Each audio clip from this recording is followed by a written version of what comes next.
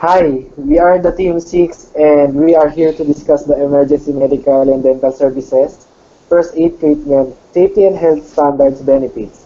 And what is the purpose of these benefits and how to apply these benefits to our employees? And we shall start with Ms. Suarez. Hi everyone, I'm Gila. I'm going to tackle about the Article 157, Emergency Medical and Dental Services. It shall be the duty of every employer to furnish his employees in any locality with free medical and dental attendance and facility consisting of the services of a full-time registered nurse with the number of employees exceed 50 but not more than 200, except when the employer does not maintain hazardous workplaces, in which case the services of a graduate first aider shall be provided for the protection of workers where no registered nurse is available.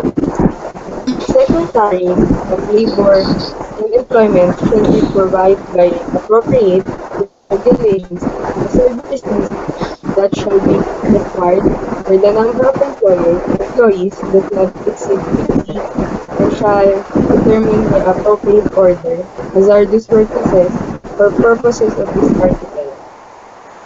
The services of a full-time registered nurse, a part-time physician and dentist in an emergency clinic with the number of employees exceed 200 but not more than 300, and the services of a full-time physician, dentist, and a full-time registered nurse, as well as a dental clinic and an infirmary emergency hospital with one bed capacity for every 100 employees when the number of employees exceeds 300. In cases of hazardous workplaces, no employer shall engage the services of physician or a dentist who cannot stay in the premises of the establishment at least 2 hours. In the case of those on a part-time basis, and not less than 8 hours, in the case of those employed on full-time basis, where the undertaking is on hazardous in nature, the physician and the dentist may be engaged on a retainer basis, subject to such regulation as the Secretary of Labor and Employment may be prescribed to ensure immediate availability of medical and dental treatment and attendance in this case of emergency. That's all. Okay, thank you. And the next one we'll be explaining is Ms. Vidal. In addition to GILA, Section 6, Training Qualifications of Medical and Dental Personnel. The health personnel required to be hired by an employer pursuant to the code, and these rules shall have the following minimum qualifications.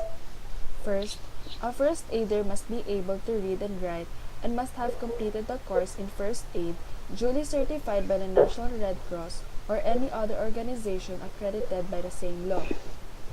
Second, a nurse must have passed the examination given by the Board of Examiners and duly licensed to practice nursing in the Philippines, and preferably with at least 50 hours of training in occupational nursing conducted by the Department of Health, the Institute of Public Health of the University of the Philippines, or by any organization accredited by the former law.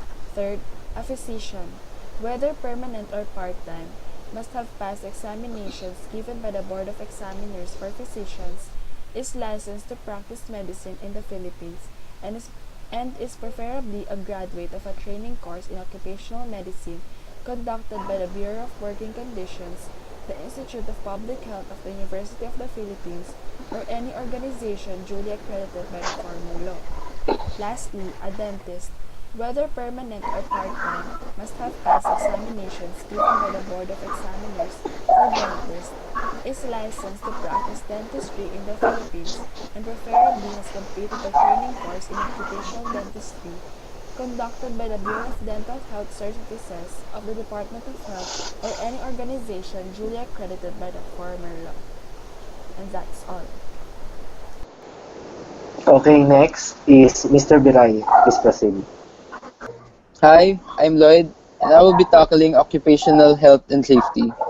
So, in Article 162, It is stated in here that safety and health standards, the Secretary of Labor and Employment shall by appropriate orders set and enforce mandatory occupational safety and health standards to eliminate or reduce occupational safety and health hazard in all workplace and institute new and update existing programs to ensure safety and healthful working conditions in all places of employment. So it is basically it is stated that whoever is in the Secretary of the Labor and Employment should regularly set and enforce safety and health standards that aims to eliminate or at least reduce hazard in all workplace and institutes and also update existing programs to make sure that it is a safe and healthy working environment for all workers. In Article 163, research, it shall be the responsibility of the Department of Labor and Employment to conduct continuing studies and research to develop innovative methods, techniques, and approaches for dealing with discovered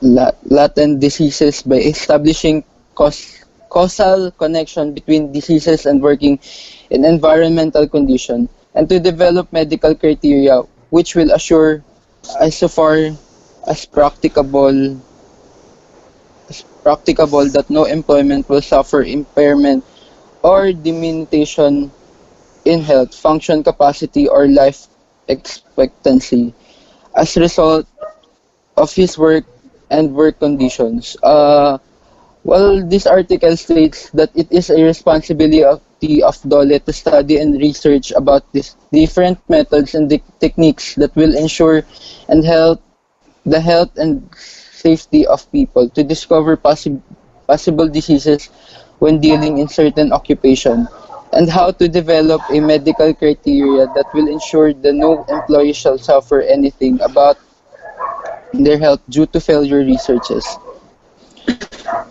And lastly, in Article 164, training programs, the Development of Labor and Employment shall develop and implement training program to increase the number of competence of personnel in the field of occupation, safety, and industrial health.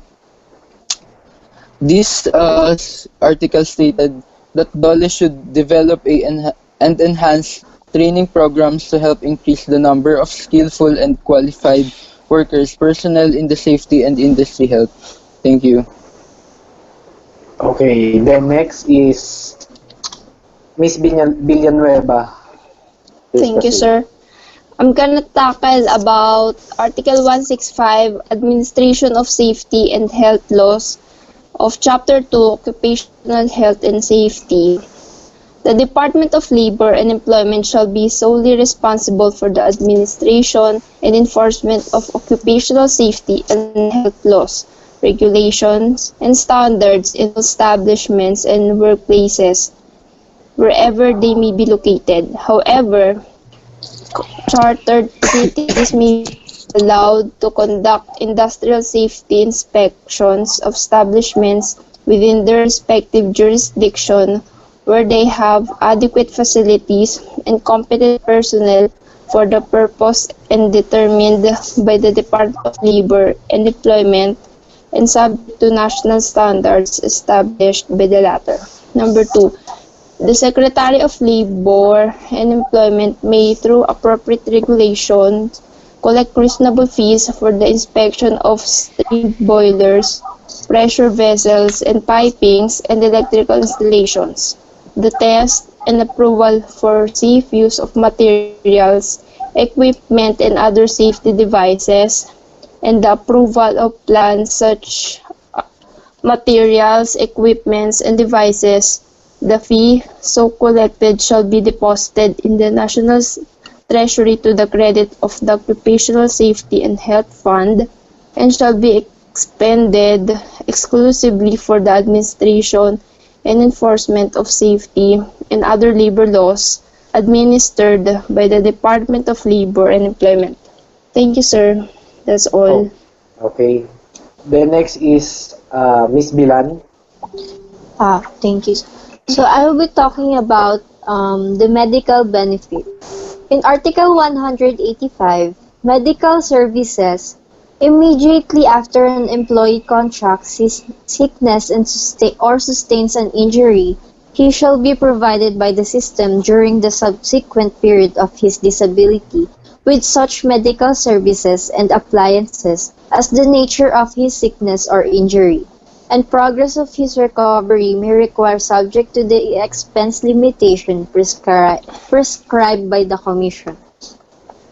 In Article 186, liability, the system shall have the authority to choose or order a change of physician, hospital, or rehabilitation facility for the employee, and shall not be liable for compensation for any aggravation of the employee's injury or sickness resulting from unauthorized changes by the employee of medical services, appliances, supplies, hospitals, rehabilitation facilities, or physicians.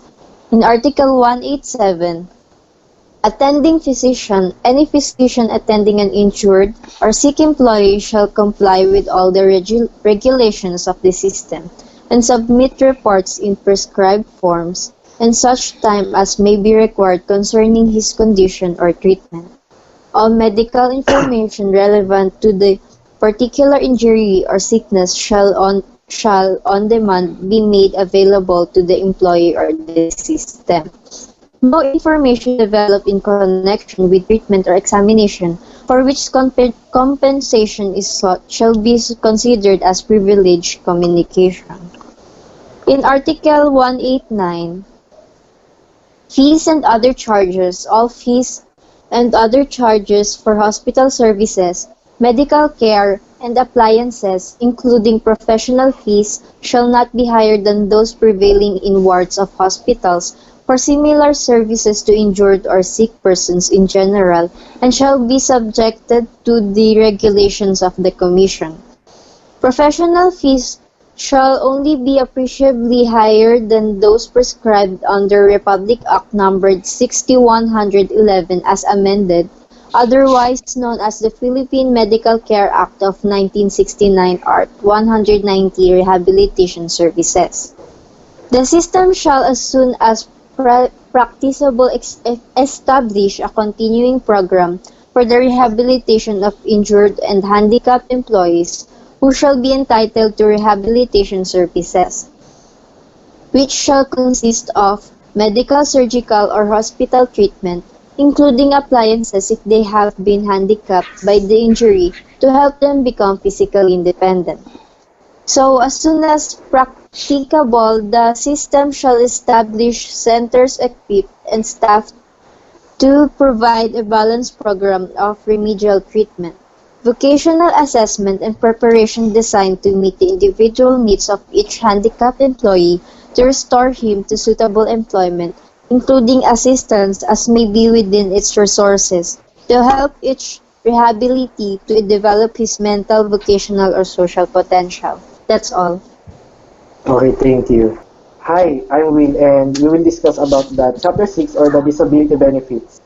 According to Article 191, temporary total disability, under such regulations as the Commission may approve, any employee under this title who sustains an injury or contract sickness resulting to temporary total disability shall for each day of such a disability or fraction thereof be paid by the system an income benefit equivalent to 90% of his average daily salary credit, subject to the following conditions. The daily income benefit shall not be less than 10 pesos nor more than 90 pesos, nor paid for a continuous period longer than 120 days, except as otherwise provided for in the rules. And the system shall be notified of the injury or sickness. Also, the payment of such income benefit shall be in accordance with the regulations of the Commission. So, this article tells us that if an employee suffers from an injury, 90% of the employee's daily income will be provided by the company. But the daily income benefit should not be less than 10 pesos, but not more than 90 pesos. and it should pay the employee not longer than 120 days. And I think that's all. And before we end this discussion, I would like to thank you all for listening to this discussion, and I hope you learned something for today. And we are the Team 6. Thank you for listening, and God bless.